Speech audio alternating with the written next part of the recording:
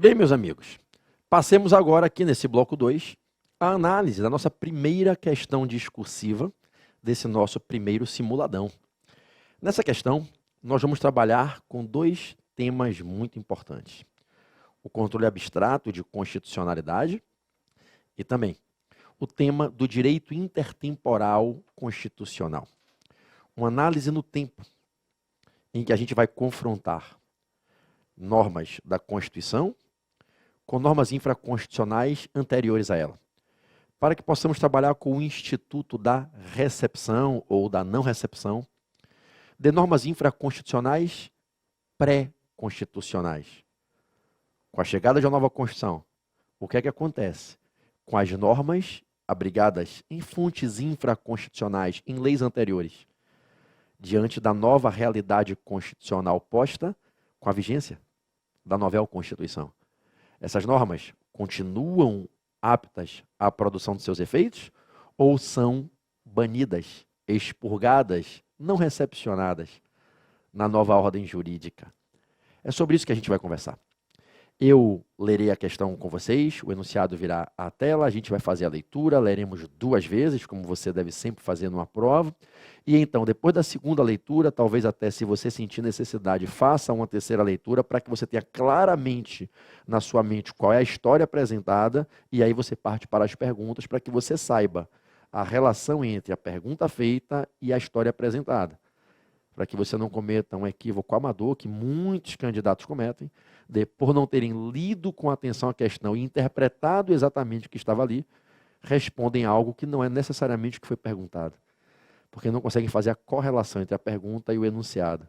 Tudo bem? Joguemos na tela a primeira questão e passemos à primeira leitura. Vamos lá. Questão discursiva 1.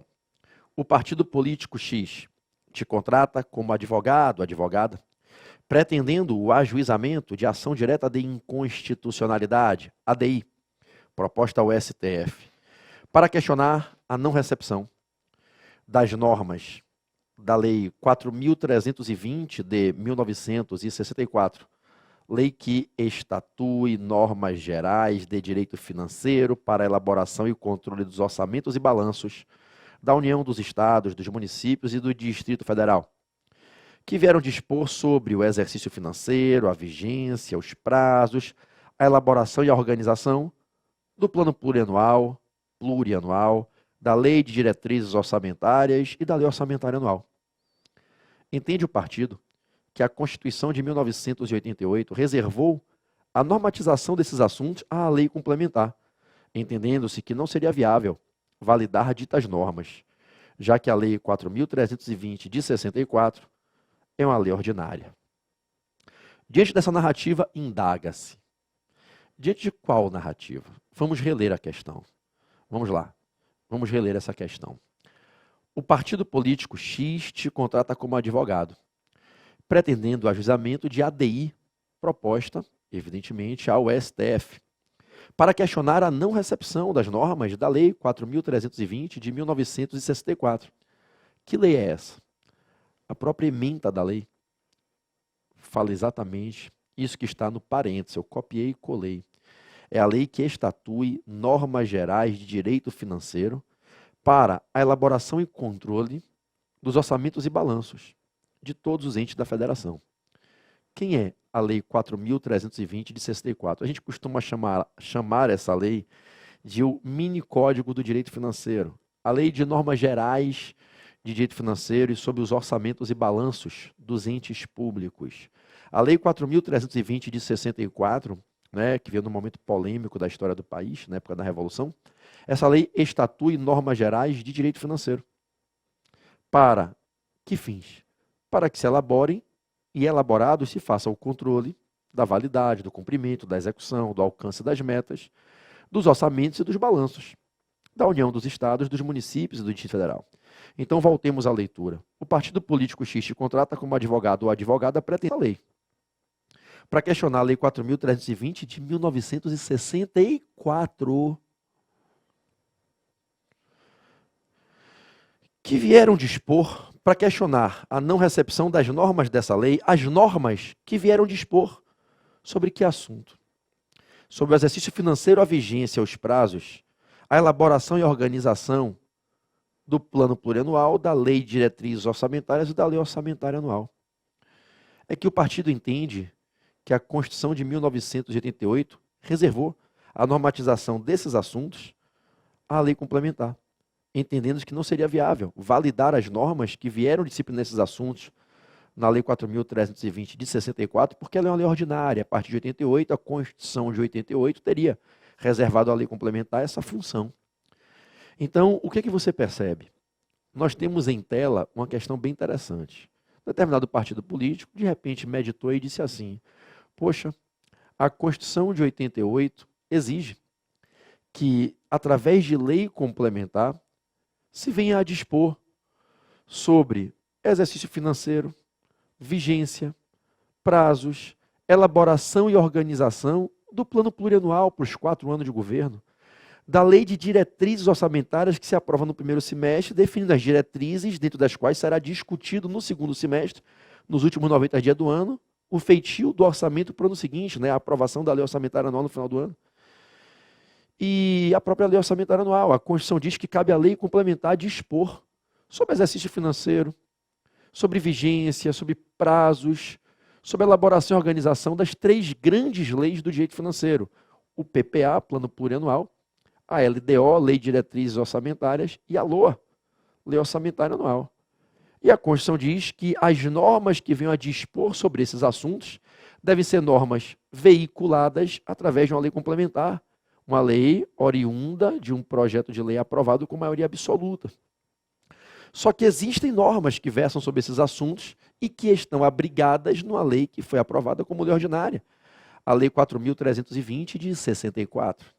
Então o partido, de repente, fez uma reflexão entendendo o seguinte: será que eu poderia continuar a aplicar as normas gerais de direito financeiro que estão na Lei 4.320, quando essas normas recaem sobre assuntos que a Constituição exigiu, lei complementar? Será que as normas da Lei 4.320, que disciplinam assuntos como definição do exercício financeiro, da vigência, dos prazos, sobre a elaboração e a organização do PPA, da LDO e da LOA, será que essas normas continuam valendo? Será que elas foram recepcionadas? E aí o partido entendeu que não foram e quis derrubar essas normas. E a intenção do partido é te contratar como advogado, como advogada, para o ajuizamento de uma ADI para questionar a não recepção, que para alguns seria uma inconstitucionalidade dessas normas da Lei 4.320 em face da Constituição de 88. E qual o fundamento deles? Essas normas estão na lei ordinária e a Constituição exige uma lei complementar para normatizar esses assuntos. Diante disso, se indaga. Indaga-se. O que é indagado? Vamos lá, está na tela. Né? Letra A.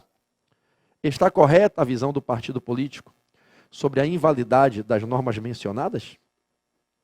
Elas poderiam ser aplicadas após a vigência da Constituição de 1988?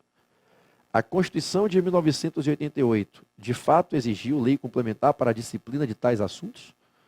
Fundamente suas respostas. São 3 perguntas dentro da letra A. Está correta a visão do partido sobre a invalidade das normas mencionadas? Elas poderiam ser aplicadas após a vigência da Constituição de 1988? A Constituição de 88, de fato, exigiu lei complementar para a disciplina de tais assuntos? Fundamente suas respostas. Letra B. Seria cabível o ataque à referida lei através da via escolhida?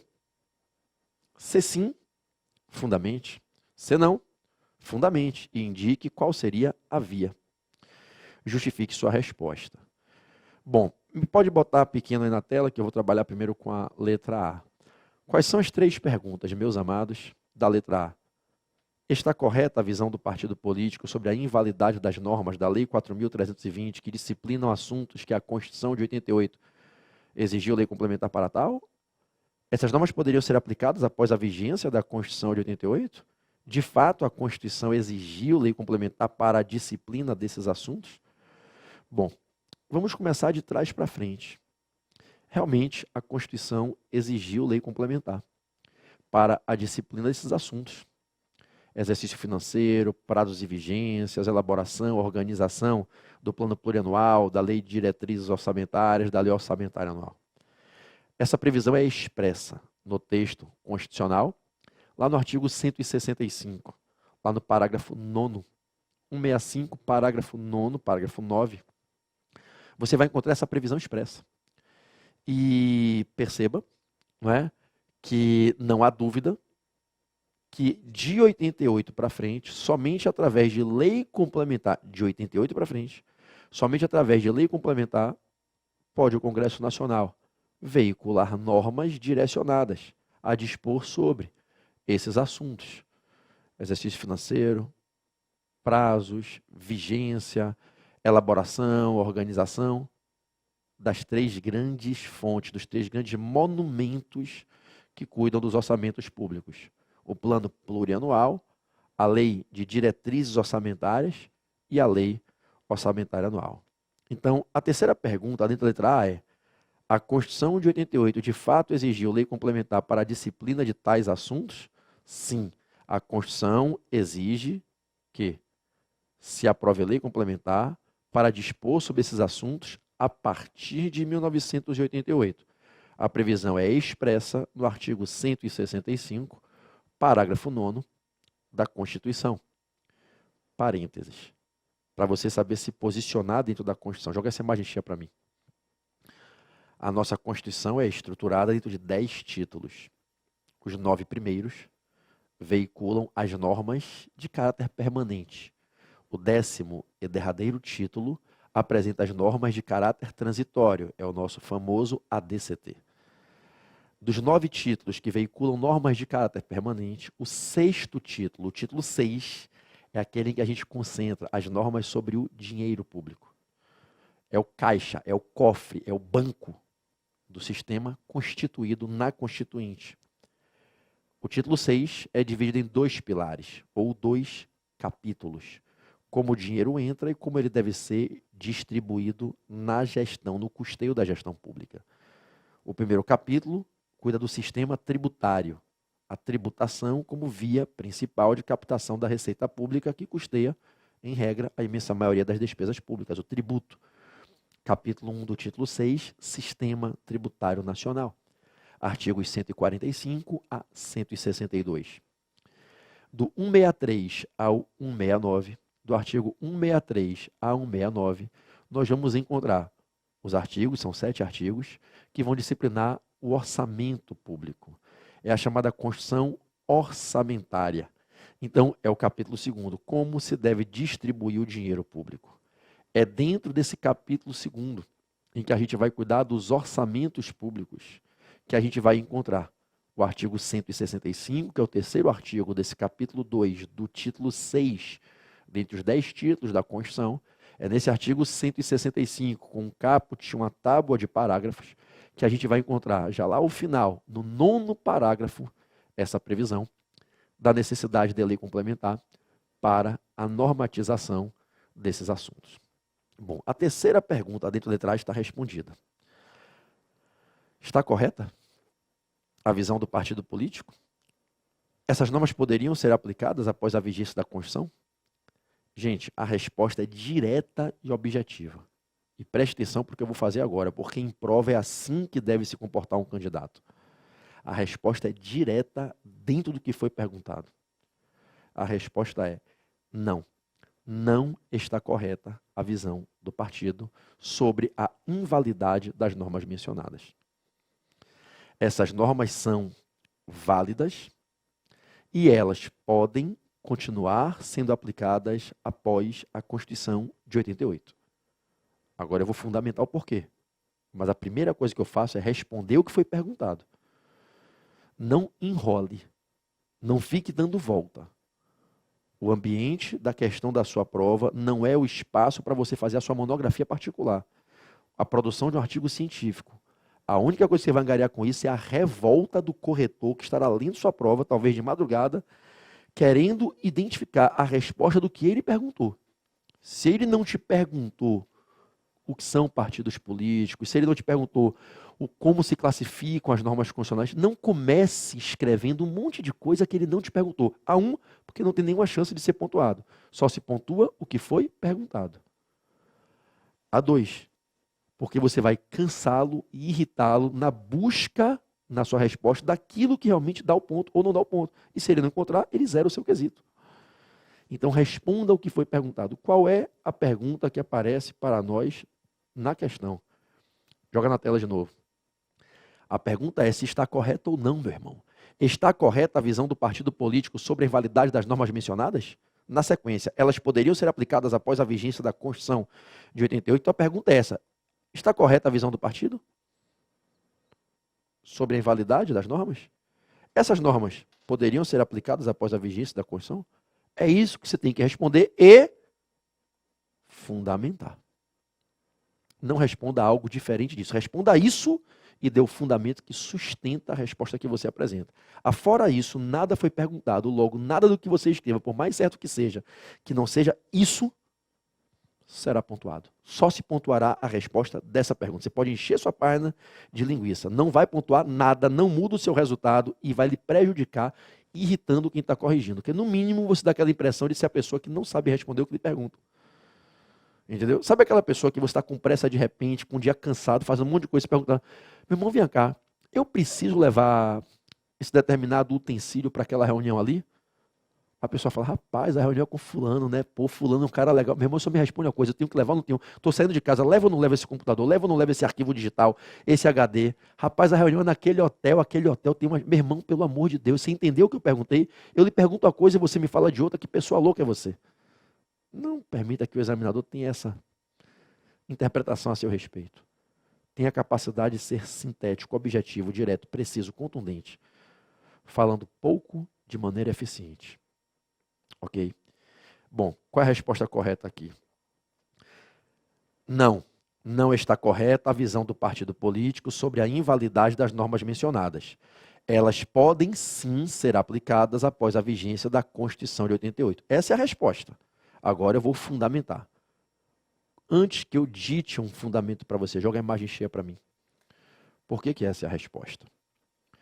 Meus amados, quando a gente analisa as fontes normativas infraconstitucionais anteriores à Constituição, é dizer, quando a gente faz a avaliação das fontes normativas infraconstitucionais pré-constitucionais, para avaliar se elas podem ou não continuar produzindo efeitos com as normas que veiculam após a nova Constituição entrar em vigência, a nossa análise de compatibilização, para que detectemos se é compatível ou incompatível, e nesse linear recepcionemos ou não recepcionemos aquelas normas pré-constitucionais e infraconstitucionais, a nossa análise recai sobre o conteúdo dessas normas e não sobre a forma, a fonte normativa. Não me interessa se lá em 1964 essa lei foi aprovada como lei ordinária e a partir de 88, para veicular normas sobre esse assunto, tem que ser lei complementar. Isso não era exigido em 64. Essa lei, frente à Constituição vigente no seu tempo, no tempo da sua gênesis, que era a Constituição de 1946, a próxima seria a de 67, essa lei vem em 64, ainda no finalzinho da era da Constituição promulgada de 46, após a morte de Getúlio, a queda do Estado Novo, né? A Constituição de 46 vigente, em 64, golpe militar, Castelo Branco, veio um pacote de leis. Uma delas foi a Lei 4.320, que é a grande lei, o grande monumento do direito orçamentário e financeiro brasileiro.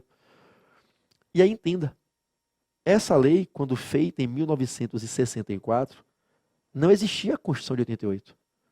Essa lei, ela tem que ser confrontada com a Constituição do seu tempo, que era a de 46. Inclusive, em 1964, eu não sei se você tem essa informação, se você tiver assistido às minhas aulas de Direito Material, de Processo Legislativo, certamente você vai se lembrar, porque eu explico isso detalhadamente nas aulas. Não existia no Brasil a figura jurídica da lei complementar em 1964. Até antes da Constituição de 67, não existia lei complementar no Brasil. Nós tínhamos as leis ordinárias, tínhamos o decreto-lei, que era o embrião histórico da medida provisória, não existia lei complementar. Não tinha como eu exigir naquela época, 64, lei complementar. Essa figura não tinha sido ainda importada para o processo legislativo constitucional brasileiro. Nessa toada, o que eu quero que você entenda é, quando eu pego uma lei anterior a 88 e confronto ela com a Constituição de 88, a minha análise de compatibilidade, para que eu detecte se o que está nessa lei é compatível com o que a Constituição de 88 exige. Essa análise que me leva ao resultado final, recepção ou não recepção. E se eu recepciono, eu mantenho, eu renovo, eu introduzo na ordem jurídica e renovo, né, a aptidão para a produção de efeitos, para a aplicabilidade e eficácia das normas dessa lei. Se eu não recepciono, eu não renovo. E eu digo, olha, encerrou o seu ciclo de aplicabilidade e eficácia normativa, você está não recepcionado pela sua incompatibilidade, que é material e não formal. O controle de recepção, que é esse controle que a gente faz para avaliar se as fontes normativas infraconstitucionais, pré-constitucionais serão mantidas ou não na nova era constitucional, após a vigência da nova Constituição, a análise ela é confrontando o conteúdo dessas normas das leis anteriores a 88 com o conteúdo da Constituição. É irrelevante a forma como se construiu a fonte que veicula essa norma. Eu quero saber o seguinte: o teor das normas da Lei 4.320 fere em alguma coisa a Constituição? Por exemplo, imaginemos que a Constituição dissesse que não haverá mais a figura do plano plurianual. Se a Lei 4.320 traz normas sobre o plano plurianual, essas normas ficam incompatíveis, já que a Constituição diz que a partir de 88 não existiria mais, isso é só uma suposição, porque existe, ok? O plano plurianual. Aí eu não recepcionaria, porque seria uma norma incompatível com as normas veiculadas na nova Constituição. E ela seria incompatível porque, materialmente falando, o conteúdo é incompatível com os limites materiais de conteúdo, os limites substanciais do sistema normativo da nova Constituição. O fundamento da incompatibilidade não seria porque está em lei ordinária e agora se exige a lei complementar. Isso é irrelevante. Eu não posso exigir que essas normas fossem feitas por lei complementar se naquela época não se exigia a lei complementar. Entende? A informação que eu quero que você tenha pleno domínio é o controle de recepção ou não recepção, o controle de compatibilidade, de renovação da legitimidade de aplicabilidade e eficácia das normas infraconstitucionais pré-constitucionais é feito exclusivamente sob o enfoque material e não sob o enfoque formal. Ele é um controle material, esse é o fundamento, e não um controle formal. Preste atenção. Uma vez, um aluno me disse assim, e foi interessante porque permitiu que eu desse ele a chance de refletir, e ele conseguiu entender e com muita humildade ele corrigiu, né? Graças a Deus ele entendeu e corrigiu o erro no raciocínio dele. Ele falou, mas professor, se a Constituição exige lei complementar para esse tipo de matéria, é porque o Constituinte entendeu que essa matéria é muito importante e não pode estar veiculada numa lei aprovada com quórum de maioria simples, tem que ser um quórum de maioria absoluta. Por trás da reserva de lei complementar, né, está uma ideia nobre, que é o pluralismo político, a democracia pluralista. Né? Você só aprova a lei complementar com maioria absoluta. E a maioria absoluta só se alcança quando você consegue harmonizar as forças. Né? Num país de pluripartidarismo, em que as vagas dos parlamentares na Câmara e no Senado são divididas entre representações partidárias de diversas bandeiras, nenhum presidente, nenhum partido conseguiu sozinho ter a maioria absoluta do Senado. Nenhum partido na história do Brasil, de 88 para cá, teve 41 senadores do partido. Tem que fazer aliança, fazer a junção. Ou seja, a lei complementar é aquela lei que se aprova com a maioria absoluta. E a exigência da maioria absoluta, quer dizer, a maioria de todos da casa, está atrelada à ideia de fortalecer o quê? O pluralismo político na construção das leis que veicularão as normas que disciplinam as matérias de maior nevralgia do sistema jurídico político. Né? O partido A vai ter que negociar com o partido B, a maioria vai ter que negociar com a minoria para chegar ao quórum. Tem que ter harmonização das diferentes facções, das diferentes representações ideológico-populares. Isso é, no sentido mais genuíno, o fortalecimento do pluralismo político, que é um dos fundamentos da República, artigo 1º, inciso 5, na sua plenitude. E aí esse aluno me perguntou, professor, mas a ideia da lei complementar não é uma ideia linda, né, de no quórum de maioria absoluta buscar um fortalecimento do pluralismo político, a harmonização das facções opostas, todos os segmentos de representação popular têm que ser prestigiados. Eu falei, Ele, então, se o Constituinte diz que a partir de agora essas normas são destinadas à lei complementar, ora, como é que eu vou manter uma lei ordinária veiculando normas sobre esses assuntos? E aí foi o que eu tentei mostrar para ele, ele entendeu, eu espero que você entenda também. Eu falei, preste atenção. As normas que estão naquela lei são compatíveis com o que está na Constituição? Uhum. As normas que estão naquela lei violam, por algum aspecto, as normas constitucionais? Não, professor. O que é que está incompatível? A forma como se aprovou a lei. Um quórum de maioria simples, tornando a lei ordinária. Não é isso? É. Você concorda que as normas são boas? Concordo. Você acha, inclusive, que se fosse hoje ser feita uma nova lei, talvez não ficasse tão boa quanto aquela no conteúdo? Concordo. Então você quer o quê? Que se faça uma nova lei para repetir as mesmas normas? Aí ele parou, eu falei, observe a consequência, os desdobramentos do raciocínio que você está construindo. Você está me dizendo que essa lei deveria ser não recepcionada, porque sendo ela uma lei ordinária, ela não poderia prosperar, já que a Constituição diz que normas como essas, para assuntos como esse, só podem vir por lei complementar. Mas você concorda que as normas são compatíveis com a Constituição? Concordo. Então você quer o quê? Que eu não recepcione essa lei pela questão da incompatibilidade formal? Para dar ao Congresso a missão de fazer uma nova lei para escrever o mesmo conteúdo, a mesma coisa? Aí ele me olhou, eu falei, você está percebendo que não faz sentido algum? Aí ele, claro, eu falei, é por isso que o STF, acompanhando o entendimento da melhor doutrina, sedimentou o entendimento que o controle de recepção ou não recepção das fontes normativas infraconstitucionais, pré-constitucionais, confrontadas com a Constituição de 88, é um controle material e não um controle formal. Eu dava esse exemplo a ele, nem era na aula de constitucional, era na aula de direito tributário, que vocês sabem que é uma das matérias que eu sou apaixonado e também leciono com muito amor. Porque o Código Tributário Nacional é uma lei formalmente ordinária. Lei 5.172 de 66. Quando o CTN foi escrito, não existia lei complementar no constitucionalismo brasileiro. E o CTN veicula normas gerais de direito tributário que o artigo 146 da Constituição exige lei complementar. São os dois ramos do direito, né, lá da competência legislativa concorrente, do artigo 24 da Constituição, inciso 1 e 2, que eu tenho que ter lei complementar. É o direito tributário e o direito financeiro. Né, inclusive, orçamento do inciso 2, eu preciso, as normas gerais para as matérias de competência legislativa concorrente podem vir por leis ordinárias, artigo 24, parágrafo 1º, não se exige lei complementar. Mas em tributário e financeiro, orçamentos, eu tenho que ter lei complementar. Artigo 146 da Constituição expressamente exigindo lei complementar para as normas gerais do direito tributário e o artigo 165, parágrafo 9º, para o direito financeiro dentro dos limites de assuntos ali listados, né, nos incisos do parágrafo 9º, inciso 1 e inciso 2. E aí, resultado, eu perguntava para ele, você acha que faria sentido a gente ter que reescrever todo o Código Tributário Nacional, repetindo as mesmas normas, só porque a lei é formalmente ordinária, sendo que ao tempo em que ela nasceu não existia sequer lei complementar no Brasil, e ainda que existisse, não se exigiria naquela época a lei complementar? Não faz nenhum sentido. Aí ele se convenceu. Então, a resposta correta é, volta para a questão na tela, a resposta correta é, vamos lá, a pergunta, está correta a visão do partido político sobre a invalidade mencionadas, elas poderiam ser aplicadas após a vigência da Constituição de 88? Fundamente essa resposta. A resposta correta para essas duas primeiras perguntas seria: não, não está correta a visão do partido político sobre a invalidade das normas mencionadas. Sim, elas poderiam ser aplicadas após a vigência da Constituição de 88. Poderia até botar o parênteses, elas efetivamente continuam sendo aplicadas. Ponto, fecha parênteses, ponto. O fundamento é que o controle que se faz sobre as fontes normativas infraconstitucionais pré-constitucionais para tomar a decisão de recepcioná-las ou não recepcioná-las é um controle exclusivamente material e não um controle formal. Esse é o fundamento. É por isso que fica certa a resposta. A resposta de dizer que está errada a visão do partido político, de dizer que está errado aquele que afirma que essas normas seriam inválidas, está errado negar a continuidade, né, de aplicação dessas normas, né, o que justifica dizer que está errado tudo isso, o fundamento para dizer que as normas da 4.320 continuam aplicáveis após a vigência da Constituição e que elas são válidas, o fundamento é que o controle de recepção ou não recepção é um controle feito sob o prisma material e não sob o prisma formal.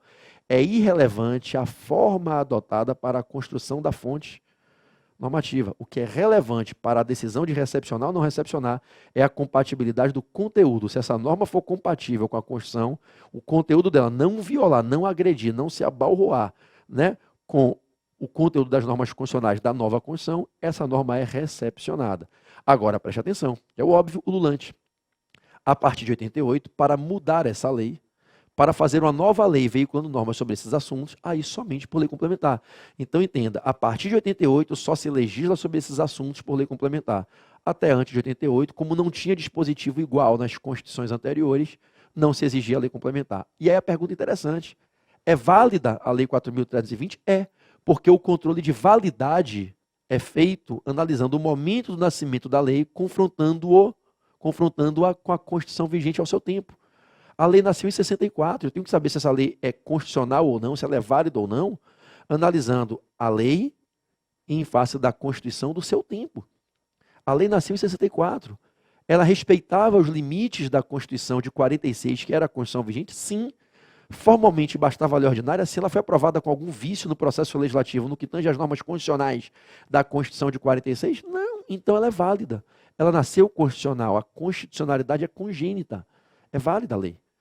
E ela continuará produzindo seus efeitos, as normas dessa lei continuarão produzindo seus efeitos, porque essas normas são compatíveis com a Constituição de 88. Então, como ficaria a resposta da letra A? Vamos lá? Vou ditar aqui para vocês poderem fazer o apontamento, tá legal? Se você não me acompanhar aqui na velocidade da minha fala, você volta um pouquinho aí para recuperar, ainda que eu vou falar repetindo, ok? Resposta para a letra A. Não. Não está correta a visão do partido político sobre a invalidade das normas mencionadas. Não. Não está correta a visão do partido político sobre a invalidade das normas mencionadas. Ponto. Sim, essas normas poderiam ser aplicadas após a vigência da Constituição de 88. Sim, essas normas poderiam ser aplicadas após a vigência da Constituição de 88. Eu ainda botaria vírgula, ponto e vírgula, e continuam sendo aplicadas. Sim, essas normas poderiam ser aplicadas após a vigência da Constituição de 88, ponto e vírgula, e continuam sendo aplicadas. Ou, parênteses, destaque-se, 2 pontos, continuam sendo aplicadas. O fundamento para essas respostas, consiste na certeza,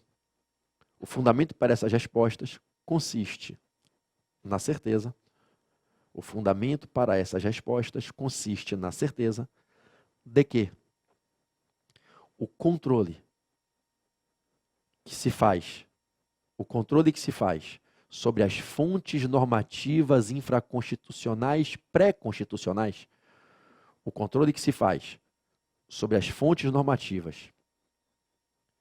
infraconstitucionais pré-constitucionais é um controle material e não um controle formal.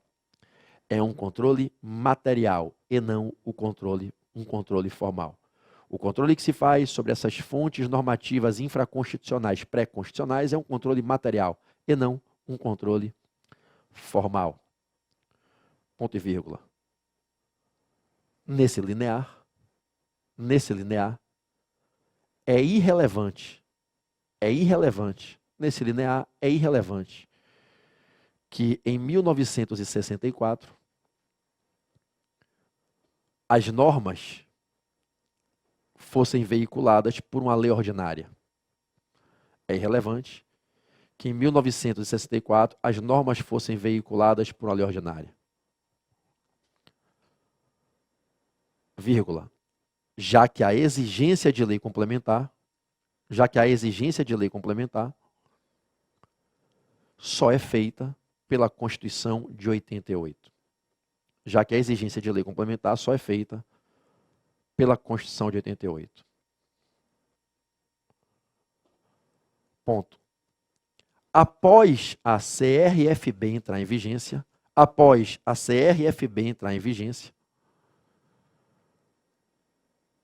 não há dúvidas. Após a CRFB entrar em vigência, não há dúvidas que somente por lei complementar, se pode normatizar,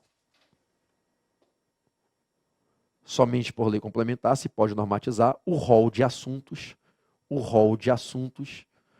do artigo 165, parágrafo 9º, da Constituição. E com isso já ficou respondida a terceira pergunta, né? Onde está previsto a exigência de lei complementar. O artigo 165, parágrafo 9º da Constituição, vírgula, para ficar bem adequada a resposta, vírgula, que exige expressamente lei complementar para a disciplina de tais assuntos. de tais assuntos. Tudo bem? Bom, então acho que ficou aí ditada a resposta correta. Vamos à letra B. Você consegue me arrastar lá para cima? Então, letra B. Seria cabível o ataque à referida lei federal através da via escolhida? Se sim, fundamente. Se não, fundamente e indique qual seria a via. Justifique sua resposta. Seria cabível o ataque à lei federal através da via escolhida? Ou a resposta é sim, ou a resposta é não. Não tem três respostas. Aqui não tem depende. Aqui ou é cabível ou não é cabível. Ok? E qual é a resposta? Não. Não seria cabível o ataque à referida lei federal através da via escolhida. É assim que você começa a redigir a sua resposta. O que é que foi perguntado? Se seria cabível o ataque a essa lei federal por essa via escolhida, a DI. Qual é a resposta? Não. Você não está fundamentando ainda. Primeiro você responde, depois você fundamenta o que você respondeu. Mas antes de sair fundamentando, responda direta e objetivamente a pergunta, cara. Qual é a pergunta? A via que foi escolhida, a DI, é uma via adequada? Não, não é, porra. Não cabe. A DI em face de lei anterior a 88, porra. Não cabe a DI em face de uma lei anterior ao parâmetro específico do controle. Qual o parâmetro específico do controle? O artigo 165, parágrafo 9º da Constituição de 88, que inclusive é uma norma originária lá da Constituinte originária. Eu não posso, através de ADI, questionar uma lei que não existe, é uma lei em face de uma norma constitucional que não existia quando essa lei nasceu. É um dos pressupostos para o cabimento da ADI que o parâmetro constitucional a ser protegido já fosse existente quando se criou a lei, que será o objeto controlado e confrontado com esse parâmetro. Se a lei nasceu antes do parâmetro, não cabe a DI, o que cabe é a DPF. Então, qual é a resposta aqui? Seria cabível o ataque à lei federal através da via escolhida? Não. Não seria cabível o ataque à lei federal através da via escolhida. Fundamente. E indique qual seria a via. Fundamento. O fundamento para a resposta ora veiculada. O fundamento para a presente resposta. O fundamento para assegurar que é correta a tal afirmativa. O fundamento é que não cabe ajuizamento de ação direta de inconstitucionalidade em face de leis que sejam anteriores a 1988. Esse é o fundamento. É que não cabe a DI quando o objeto a ser confrontado com a norma constitucional nasceu antes dessa norma constitucional, que é o parâmetro do controle. Então, qual é o fundamento? O fundamento é que não cabe a DI em face de uma lei anterior a 88. Ainda que seja uma lei federal, uma lei estadual ou do Distrito Federal em matéria estadual. E por que não cabe a DI em face de uma lei anterior a 88?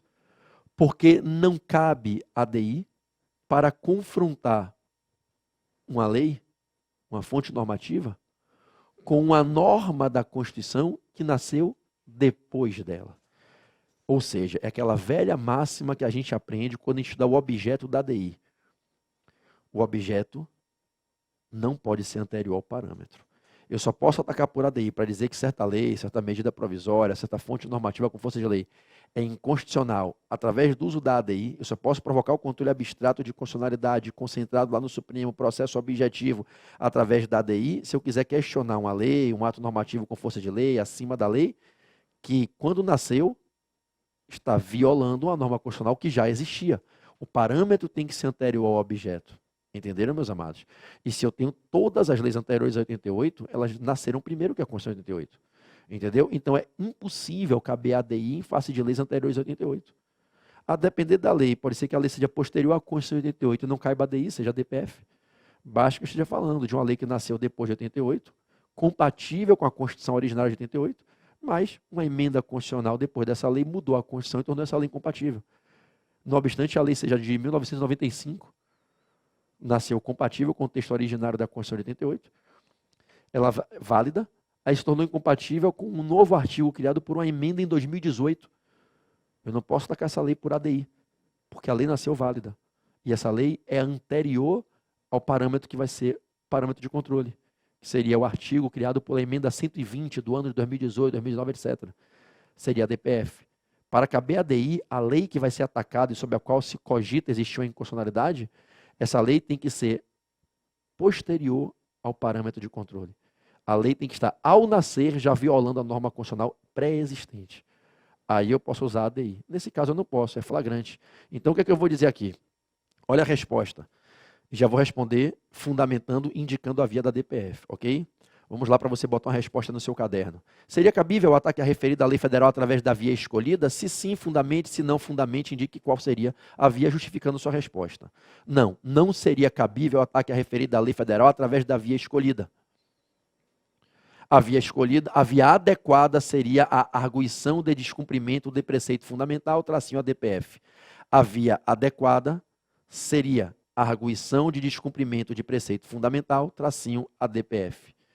O fundamento para o não cabimento da ADI é que só se pode ajuizar a ADI quando o objeto controlado, no caso, a lei federal, é posterior ao parâmetro do controle a ser protegido.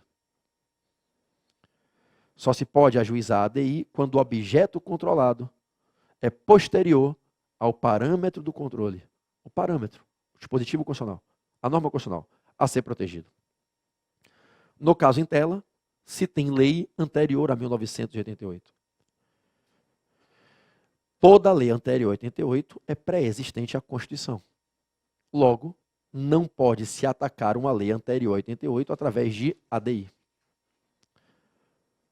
Esse ataque só pode ser feito em sede de controle abstrato por ADPF.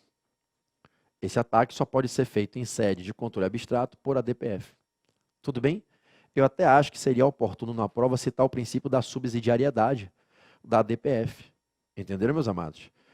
Frise-se que a ADPF só é cabível nas hipóteses em que não cabem ou as outras ações de controle. É o princípio da subsidiariedade. Por se tratar de lei federal anterior a 88 e por não caber a ADI, torna-se cabível a ADPF, respeitando-se o princípio da subsidiariedade. Tudo bem? Eu acho que vale aí você citar a lei 9882, que é a lei da ADPF. Então, cite a lei 9882, que é a lei da ADPF, que expressamente vai cuidar do princípio da subsidiariedade lá no seu texto. Estamos juntos? Bom, então ficou aí o gabarito para essa primeira questão. Joga a imagem cheia para mim. Espero que vocês tenham entendido que quando a gente pega as leis anteriores a 88, a recepção ou não do conteúdo dessas leis se faz por uma análise de compatibilidade material com o conteúdo das normas da Constituição de 88, sendo irrelevante o controle formal. O controle de validade dessa lei é feito confrontando-a com a Constituição vigente ao tempo da sua nascença, e se a Constituição não exigia naquela época a lei complementar, essa lei é constitucional face à Constituição do seu tempo. Se o fato de ela ser lei ordinária e a nova Constituição exigir lei complementar existir, isso é incompatível, isso é irrelevante, isso é irrelevante. O controle de recepção ou não recepção é material e não formal. E para atacar uma lei anterior a 88, alegando que ela seria incompatível com a Constituição de 88, não se faz esse ataque por via de ADI, só por via de ADPF. Ok? Vamos ao próximo bloco, com a questão de número 2.